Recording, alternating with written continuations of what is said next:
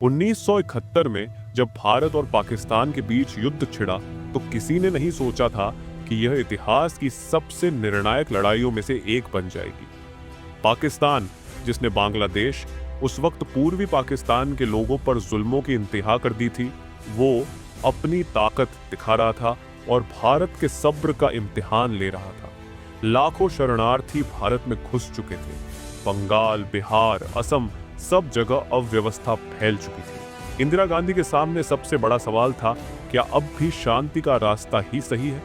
फिर 3 दिसंबर 1971 को पाकिस्तान ने भारत के अमृतसर, पठानकोट, श्रीनगर जैसे शहरों पर हमला कर दिया।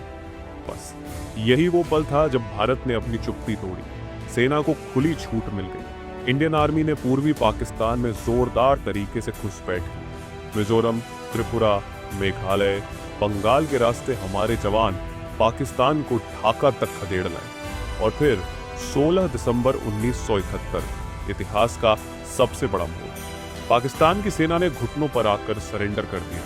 जनरल नियाजी ने भारतीय जनरल अरोड़ा के सामने अपने हथियार रख दिए। पूरी दुनिया के सामने पाकिस्तान की हार दर्ज हुई।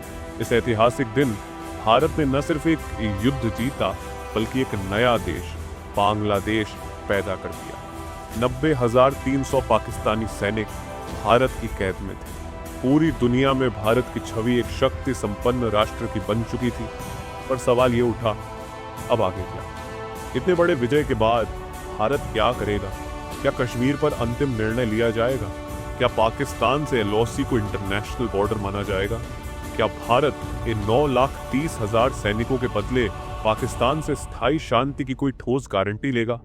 जवाब आया अगले साल 1972 में, जब भारत और पाकिस्तान के बीच शिमला समझौता हुआ। शिमला हिमाचल प्रदेश की खूबसूरत पहाड़ियों में बसा एक शांत शहर। लेकिन जुलाई 1972 में वो शहर इतिहास के सबसे भारी फैसलों का गवाह बना। भारत की प्रधानमंत्री इंदिरा गांधी और पाकिस्तान के प्रधानमंत्री जुल्फिकार अली भुट्टो एक ऐतिहासिक समझौते के लिए आमने सामने बैठे। बाहर बर्फ की ठंडी हवा बह रही थी, लेकिन अंदर बातचीत गर्म थी। भुट्टो की हालत खराब थी। पाकिस्तान में उनका विरोध सिर चढ़ चुका था। देश आर्थिक, सामाजिक और राजनीतिक तौर पर तबाह हो चुका था और ऊपर से 9,30,000 सैनिक भारत की जेलों में थे। भुट्टो ने इंदिरा गांधी से गुहार लगाई। भावनात्मक तरीके से कहा, मैं एक पिता हूँ, एक नेता हूँ, मेरी सरकार बचानी है। अगर मैं अपने सैनिकों को वापस नहीं ले गया तो मेरा देश मुझे फाड़ देगा। इंदिरा गांधी के पास सत्ता थी, दबाव था और सबसे बड़ी चीज नैतिक अधिकार। लेकिन उन्होंने राजनीतिक हथियारों के बजाय इंसानियत का रास्ता चुना। भारत ने एक ऐतिहासिक निर्णय लिया। दोनों देशों ने शांति की उम्मीद में एक समझौते पर हस्ताक्षर किए और उसे नाम दिया गया शिमला समझौता। इस समझौते में लिखा गया कि भारत और पाकिस्तान अब अपने सारे विवाद आपसी बातचीत से सुलझाएंगे।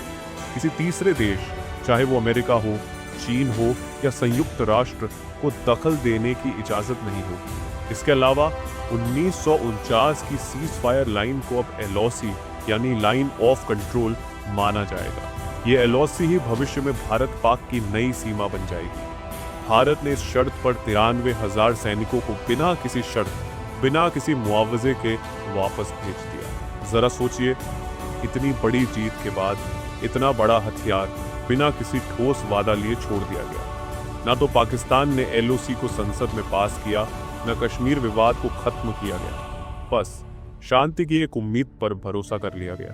कई लोग कहते हैं कि इंदिरा गांधी ने बड़प्पन दिखाया। कुछ कहते हैं कि यह राजनीति की सबसे बड़ी भूल थी।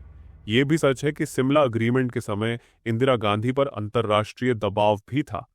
अमेरिका और रूस दोनों चाहते थे कि भारत शांति बनाए रखे, युद्ध को और न बढ़ाए। लेकिन सबसे बड़ा सवाल यही था, क्या दुश्मन भरोसे लायक था? अगर शिमला अग्रीमेंट वाकई एक स्थायी समझौता होता तो शायद 1999 में करगिल युद्ध नहीं होता। शायद 1800 के दशक में पंजाब में आतंकवाद ना फैलता। शायद 2008 में मुंबई नहीं जलता। लेकिन पाकिस्तान ने एक बार नहीं, कई बार साबित किया कि उसने शिमला अग्रीमेंट को सिर्फ एक मौका माना अपनी कमजोरी छिपाने का। LOC को कभी आधिकारिक नहीं माना गया। बार बार कश्मीर को यूएन में ले जाने की कोशिशें हुई, भारत की दरियादिली को उन्होंने कमजोरी समझा। 1979 में भुट्टो को फांसी दे दी गई अपने ही देश में। जिस पर भारत ने भरोसा किया वो अपने मुल्क में ही बच न सका और पाकिस्तान फिर एक बार सैन्य तानाशाही के हाथों चला गया। यानी जिस पाकिस्तान को हमने माफ किया वो एक बार फिर हमारे खिलाफ साजिशें रचने लगा। शिमला अग्रीमेंट हमें यह सिखाता है कि युद्ध जीतने से ज्यादा जरूरी है उस जीत को राजनीति में सही दिशा देना।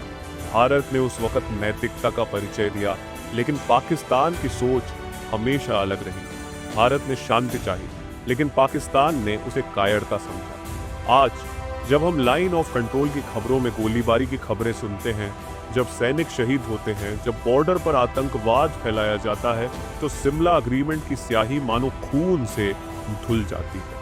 फिर भी भारत ने कभी अपनी नीति नहीं बदली। हम शांति के पक्षधर हैं और रहेंगे, लेकिन अब नया भारत है, अब हम चुप नहीं रहते। अब एलओसी पार करने वाला वापस नहीं लौटता। शिमला समझौता एक दस्तावेज नहीं था, वो इतिहास की सबसे बड़ी नैतिक परीक्षा थी।